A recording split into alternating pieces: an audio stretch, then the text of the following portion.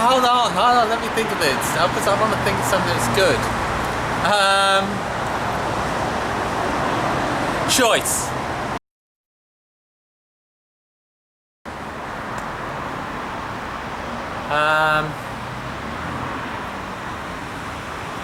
Need.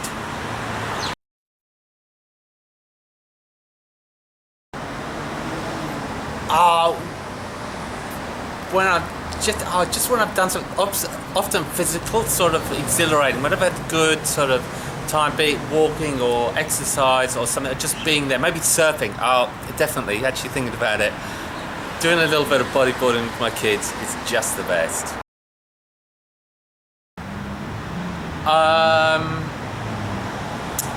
When I'm watching things get closed down and I don't have choice, and I'm thinking I don't want to be here, and when options are closing down, I'm not happy and I'm having to kind of get stuck somewhere.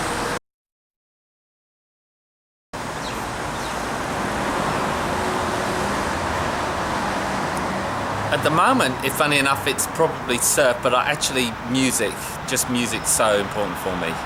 Yeah, so because I was born in London, 1970s, 1980s, I lived, and so I was in amongst some great times. So music's really good for me.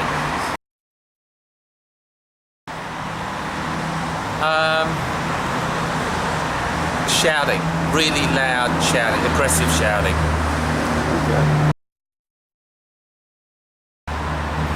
I thought about this one. Bollocks, because it's so London. Because I heard somebody say the other day, a London guy, and I thought, that's it, because that's about my history, my roots, and it's about saying, it's a London person, you say bollocks different from other people.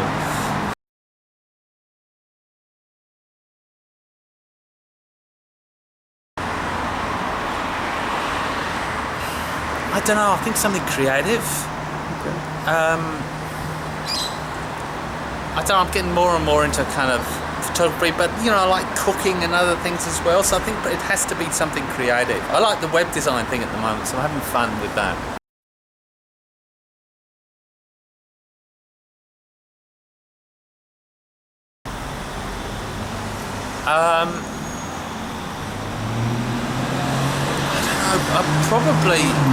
Probably places like prisons and working in there. I'd find it, although I can do it, I just don't want to be in there locking people up. It's just like, because I know it's crap and doesn't help anybody.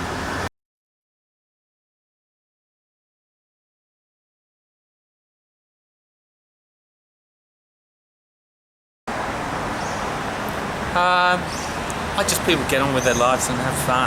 Yeah, and rememberings about the good times and things like that. And I think that's the thing.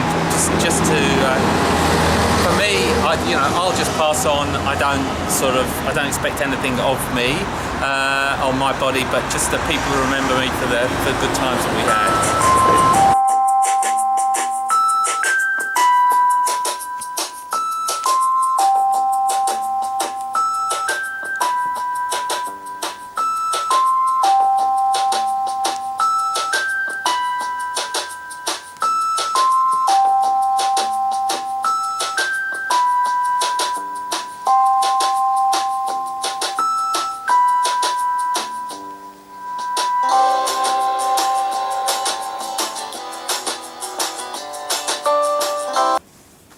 Okay, so my name's Gary Foster.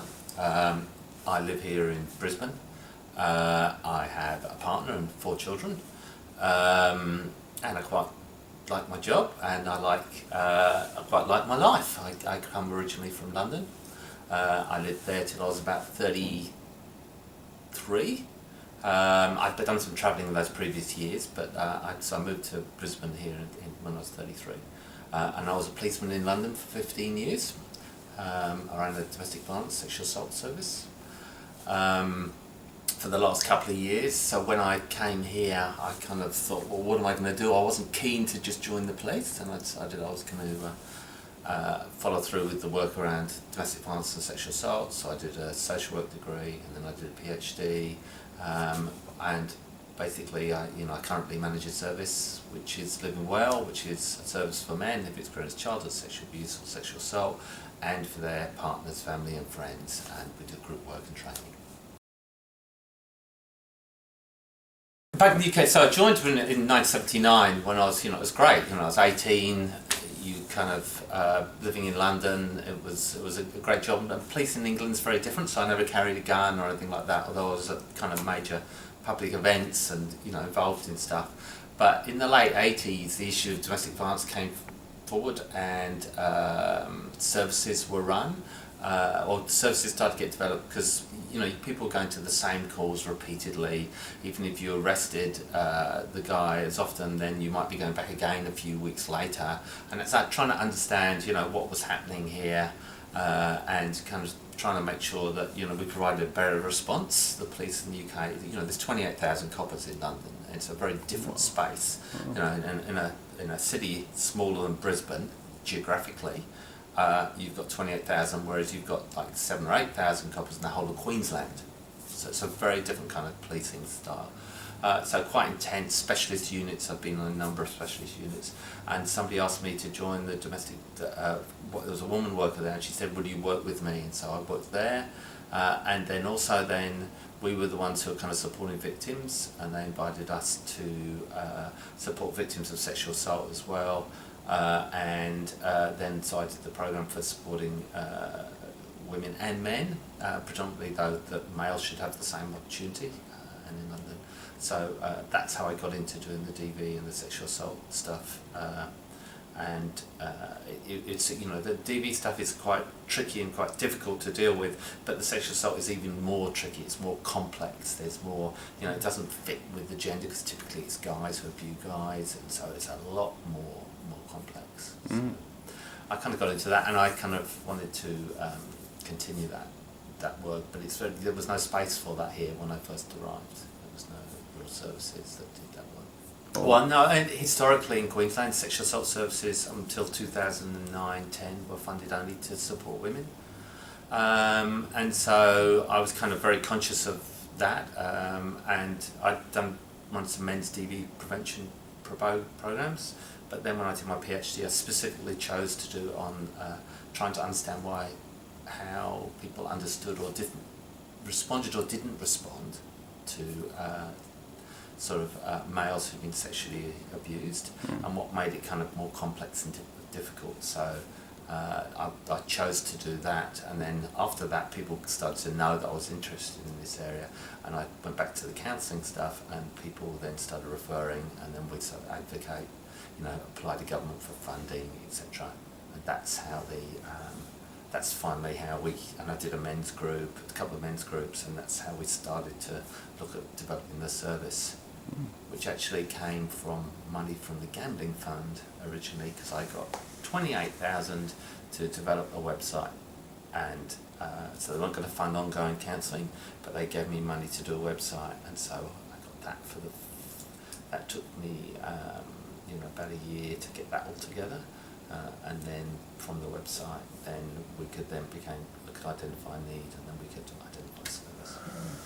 So we got it through there first. So the online stuff is so kind of I kind of appreciate that so much. So the online stuff is the reason why it works so well is because what we've got is a problem that people don't want to talk about. Guys particularly, we know that they take typically 10 years longer than women, 22 years after the event, but then really to have deep, proper conversations about 28, 30 years after the event. So if you ask people in order to get information, you've got to, go and talk with a counsellor, that's already, the step's too large. Whereas online stuff, 24/7, 3 a.m. when it's all going to pieces, and you're struggling with thoughts or nightmares, there's information available online. Nobody needs to know that you've accessed it, so you don't need to tell anybody, but you can get the kind of information support you want by the online without having. And it might be that later on you can then do telephone or face-to-face or online support, but the bridge is kind of makes it, the steps being made a little bit smaller, and so that's why it's really important.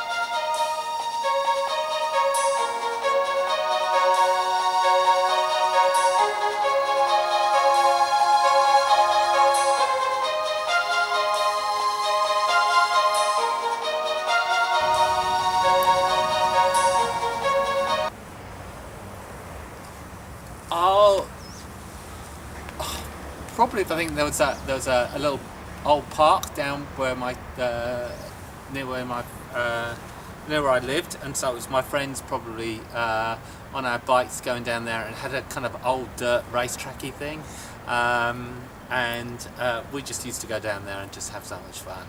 And I was as a friend of mine who lived 3 doors up, so the same age, same class, and everything like that.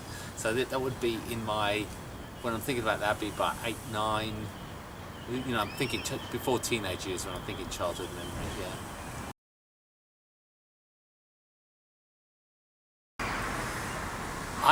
If I'm sitting here now, I probably wouldn't do anything different, because I wouldn't want to not. There's a whole load of things, of course, I could have handled better, but in the sense of being the person I am now, and all the mistakes I made and mess ups and everything, if I didn't have them, I wouldn't be the person I am now, and I wouldn't be kind of conscious and check myself in certain ways and do things if I hadn't made all those mistakes. So those mistakes made me who I am, and kind of I accept them, I couldn't imagine. I have a privileged life, but I would never want a perfect life.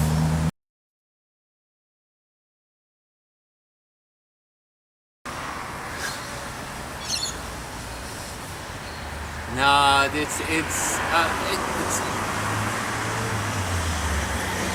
don't know whether I can answer it, not because I'm thinking, there's things I don't want to say or anything like that. It's just that don't have to answer. There's such a learning, because all of those are like, oh God, I never ever want to do that again. So incredible learning. So they're not really a mistake because of the learning part of it.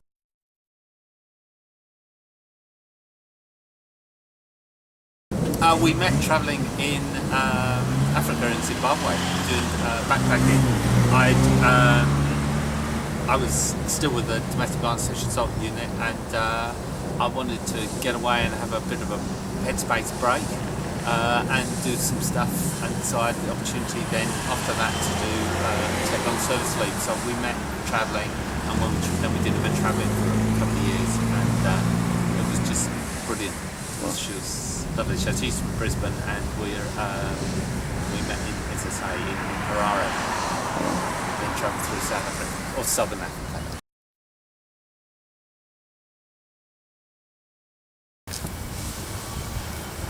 Oh, probably my children, and my relationship with my partner. I'd have to say that. Work-wise, the PhD thing's a bit of a mind spin. I was the first kid in my family to go to university, and I come from my father's very working class background, so that's kind of cool. But probably the Living Well website is probably the thing I enjoy the most, because it gives me so much freedom, so much creativity, and so many people find it useful. The Jam, probably. Full Weather Jam. I saw him in London, 1979, 1980. That would probably be it.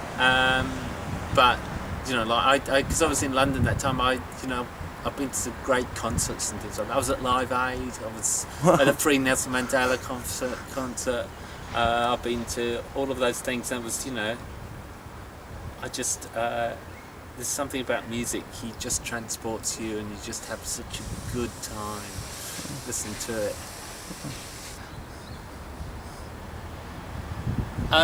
Somebody who can do my accent, which is a strange hybrid now of North London and Australian. I don't know, a good actor, somebody like Gary Oldman or somebody like that. Somebody who can act. That would be nice. I wouldn't want a crap actor.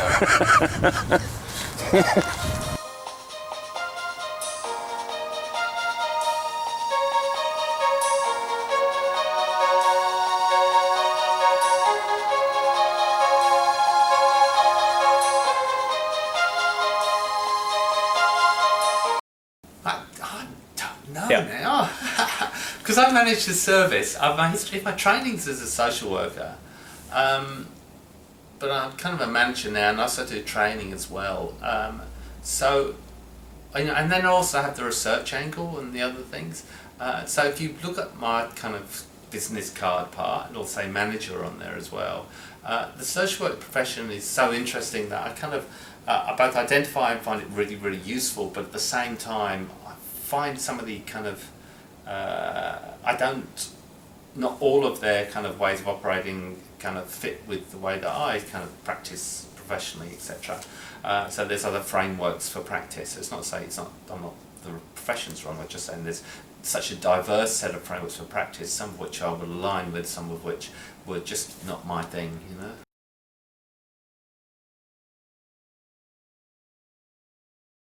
So professional. I'm professional in the sense of I think that you have a duty of care and responsibilities for people.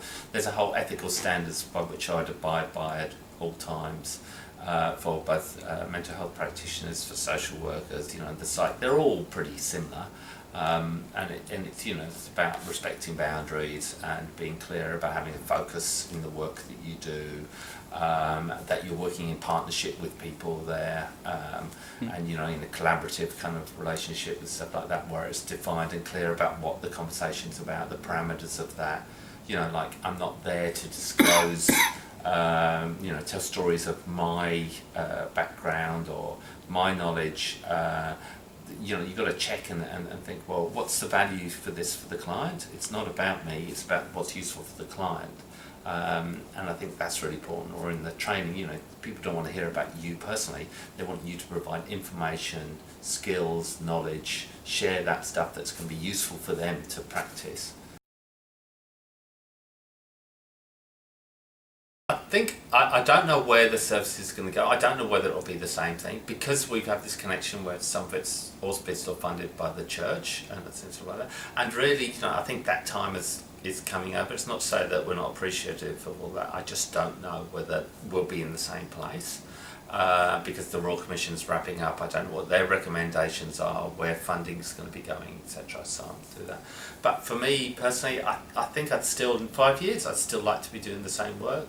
I'd like to think we're getting better at what we're doing. I'd like to improve stuff. I'd like to, probably with the web and the training, I'd like to improve that quite a bit more and find ways to reach those people who, who almost don't want to be reached or hiding away and really not speaking. So I'd like to be doing the similar work. I won't be stepping completely and doing something completely different. I can't ever imagine doing that.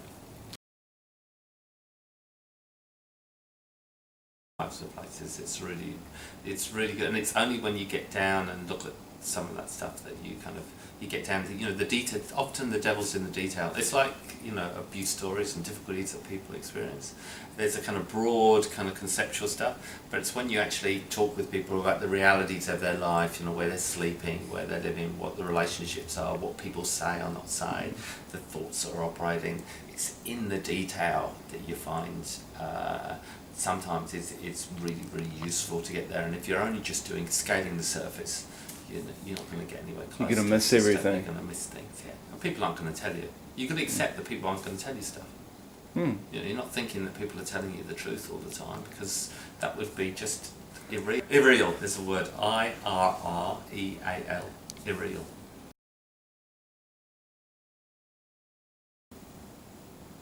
Oh, I said, look, as much as anything, you can do the professional and the personal. Just for my kids, that they remember me as being an okay dad, I think that'd be great. And my partner remembers me in that way.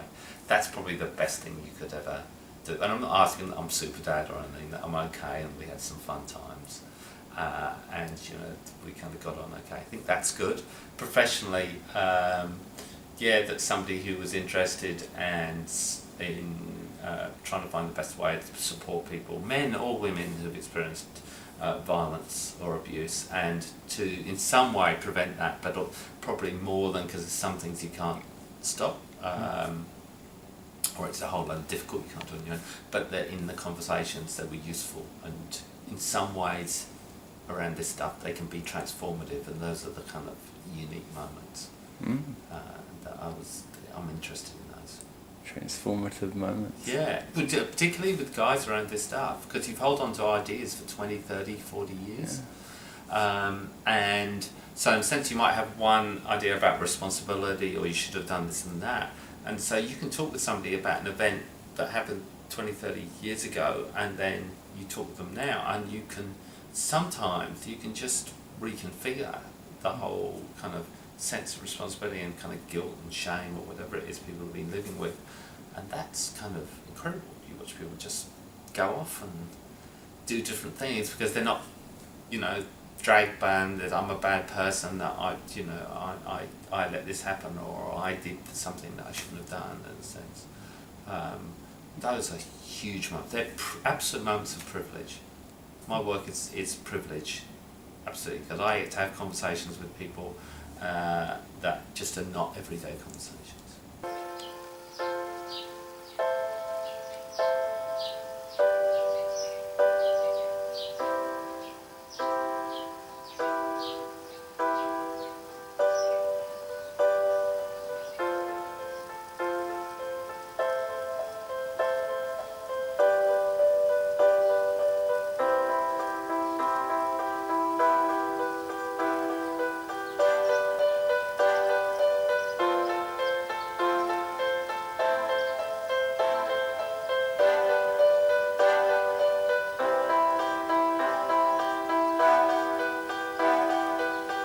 Look, I wrote it with a colleague, which was Cameron. It was as much as anything. It was a bit of kind of training and thinking. You kind of done. So it's a few years of work in your mind, but actually the knocking it off and making it in a book took us a few months. Took us about 6 months to kind of just pull together. The challenge was to make it A6, so guys could put it in their pocket. It's the same with the app. We got the information's in there as well. And to keep each page, be it whatever we're talking about, masculinity, about shame, about sexuality, about trust, all of keep them down to 300 words.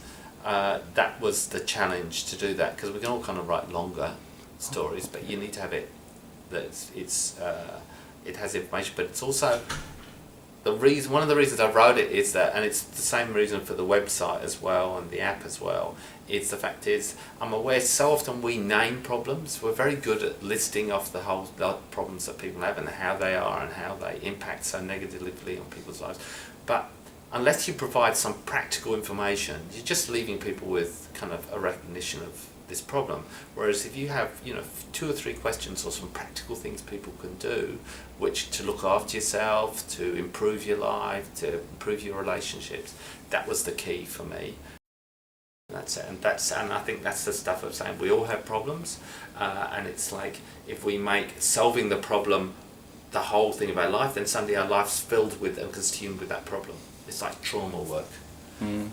Trauma is very, very good, reminding you in your brain with thoughts and with your bodily reactions that this thing happened to you, and it's almost screams louder and louder, look at me, work on me, stop this. And so if you orient to trying to manage the trauma or the impact on your life, you spend all your life in that trauma space and then you don't get on and do other things.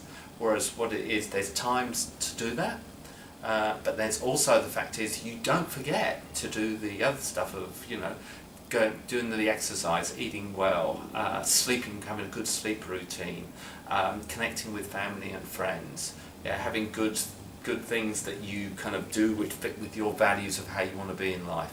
Doesn't mean that everybody has to do what I think is interesting, but that they've got a set of values and a sense of purpose for them, be it doing work and other stuff. I always find it difficult when people say, I've decided to stop all work in order to sort this problem out. And I kind of take a deep breath and think, well, I know people need money to live, so, and then it's almost suddenly, whereas your mind be filled with customer relations or fixing a car, suddenly your mind's got all this space and it can fill up with all crap and rubbish. Unless there's some deliberate, purposeful work on that, you could actually find yourself spending more time in the negative health space. And I think it's that our work is horror and hope. It's the two. If you're spending all your time in hope, it's not a good space to be in. If you're spending all your time in horror, it's not a good space, because hope denies the realities of stuff that's happened. If you can't all be happy all the time, or even put that on yourself. But the horror stuff is is tough as well, because if you spend all your time in that, then it's just quite depressing. Your world closes down, you isolate yourself, etc. So in our work, you need to be you prepared to sit there with the tears, the horror, and not try and shift people out of that. That's a kind of mistake to try and do that. It's like you can do that for a distinct period of time, but if you spend all your time doing that, that's not a good space. You need to, walk people in and walk people out in a conversation. Yeah? And when you go, you want to get those good routines going during the rest of the week, so that then you're in a place to go in and do the tough work. And then there's people who are kind of who are kind of sit there, and then you kind of almost, one of the things with trauma, it almost tries to tell you that the solution to the problem is in the horror.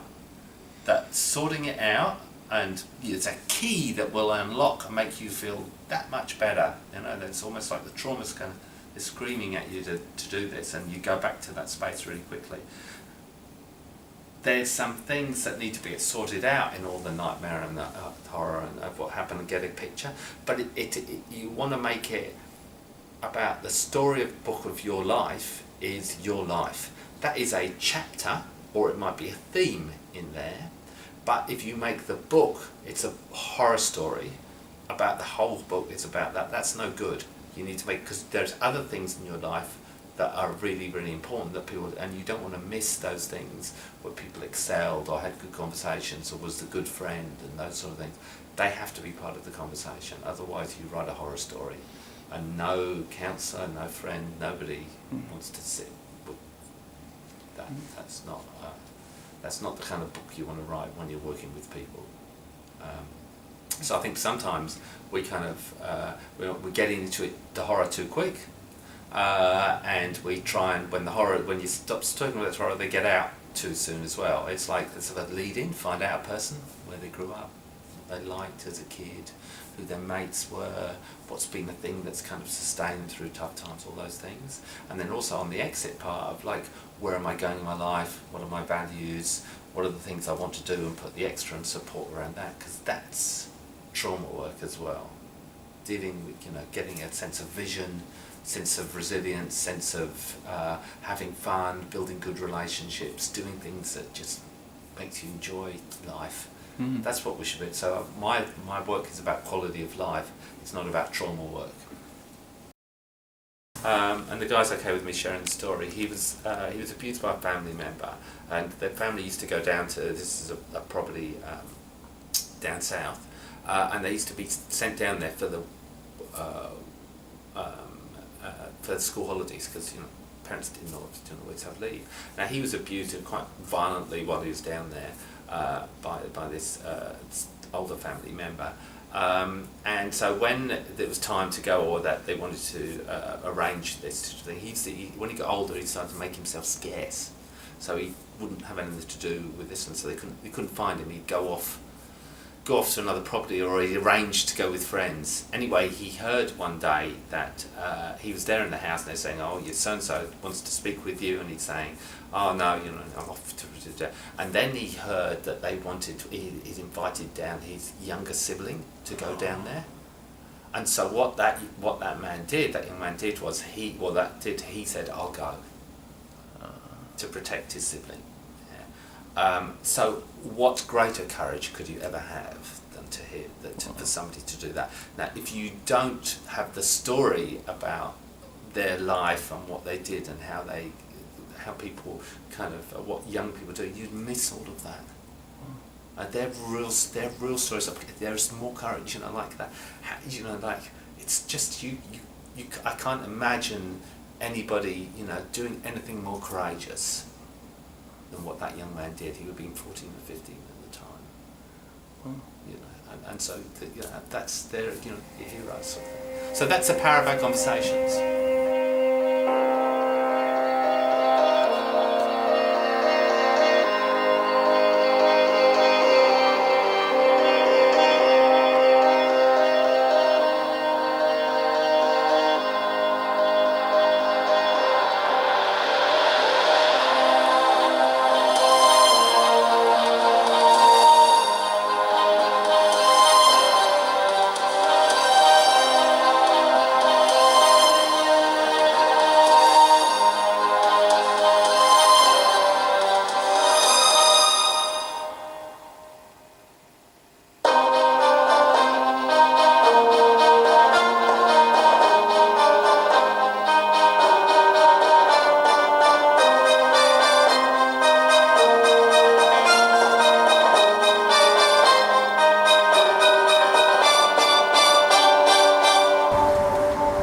think one of the ones. Now I hadn't thought of this, but let me think. So I would go Catch 22 because I remember reading it as a kid and really getting into it and thinking this is a great, well-written book. What's it about? I've never read. Catch 22 is about the futility of somebody who wants to leave. They keep changing the criteria by which to go home from the war. Yeah, so they have to say he has to do so many flights. He does that many flights, and then it's changed, or then he has to do something else and do that. And it's the whole kind of madness of the process of just trying to get away from it, and the whole bureaucracy in the system. I would say Michel Foucault's Discipline and Punish, because my PhD is basically based on that. I just think it's the most incredible book that was well written by him. And then I've got another, like I really fancy on this. Another one is a book by Gilles Deleuze and Felix Guattari, which is 1,000 Plateaus, which is a kind of French post-structuralist thing. It's the most infuriating, annoying book you can ever read because you get these new concepts, you have no idea what they're talking about for 40-something pages, then they give you this kind of like new way of seeing something. And then you feel then compelled to read another 70 pages where you can't make a sense of a single word they're saying and how they're operating, and then you get this other gem. So it's just the most torturous thing. But there's some ideas that came out of reading that book which were really good for me. No, probably just not being genuine and honest and kind of doing stuff which kind of lets myself down. And maybe lets my family and other people down. If I did that, it would be quite devastating.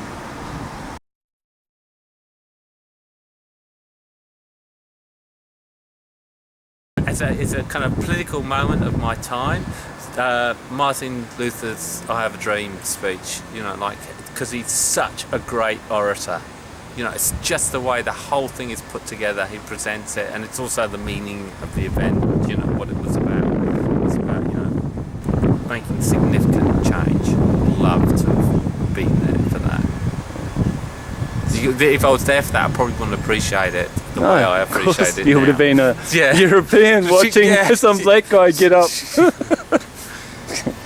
I'd like to learn to surf or something like that, because it's so wrong for me coming from North London, because you'd never do it. It's so horrible, cold, wet childhoods down by the seaside, with rain in the caravan.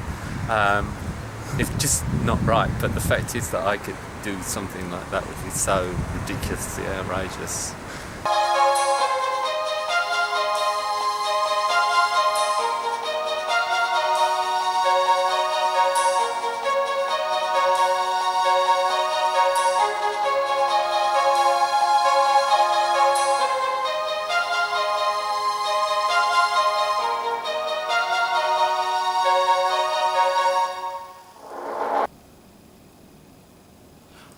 I can't say that there's been lots of kind of aha, the moments for me, in a sense of it's sort of probably around the research I did, which was really interesting for me around gathering information and trying to make sense of things, and one of the things was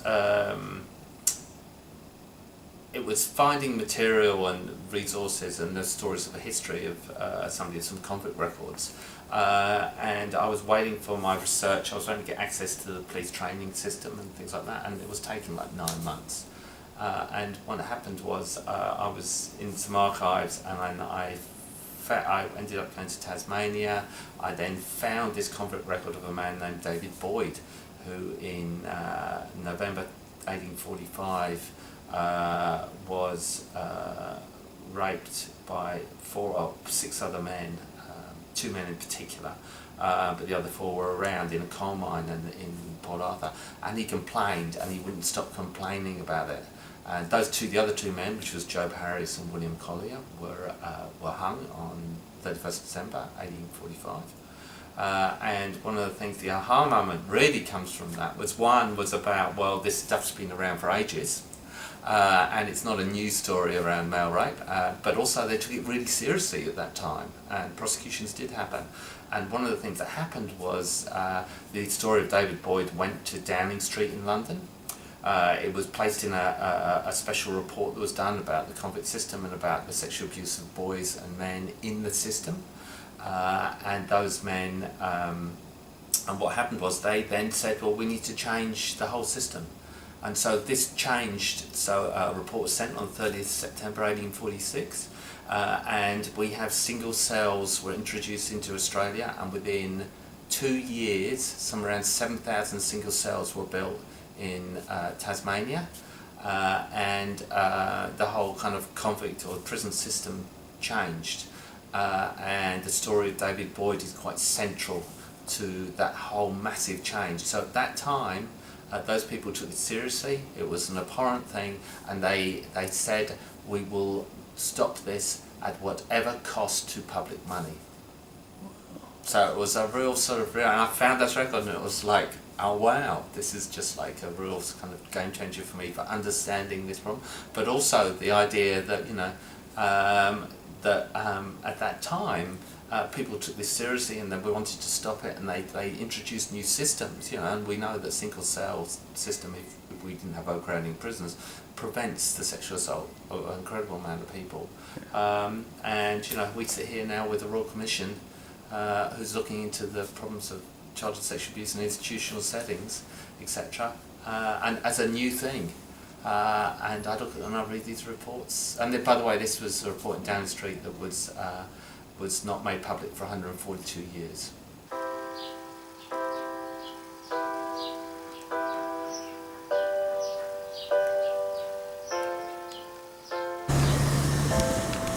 So, one's be the change that you wish to see in the world.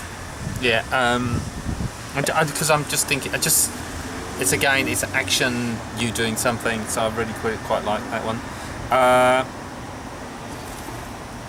Everything you can imagine is real. That's from Pablo Picasso.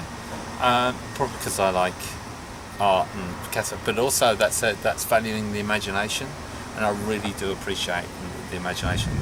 And probably one of the favourite one I found myself using. Life isn't about finding yourself; it's about creating yourself. Because so often I work with people and they look at this internal search for themselves, and I think when you see it as life is about creating yourself, it's every day is a moment of new possibility. It's not finding anything, it's about you creating and getting to the places and being with the people that creates the kind of life that you want to lead. And what more greater thing can you have than that?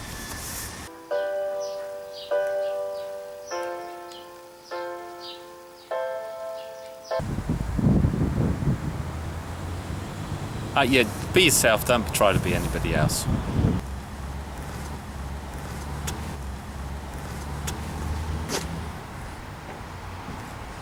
Oh, I think you could probably combine that with the last one from George Bernard Shaw. It's about life's about creating yourself, yeah? And to do that, so life is full of possibilities. Every day is a new day. And if you think about it in that way, then whatever's happened has happened, yeah? And it's about what you can choose to bring forward, and it's about getting it doesn't mean it's not hard work, because it ain't going to change without a bit of hard work. But you create things by putting the energy in doing that, and not everybody has the same opportunity. You know, I know that. You know, like that sort of thing, or resources. But it's, you know, it's your day. Make it work for you.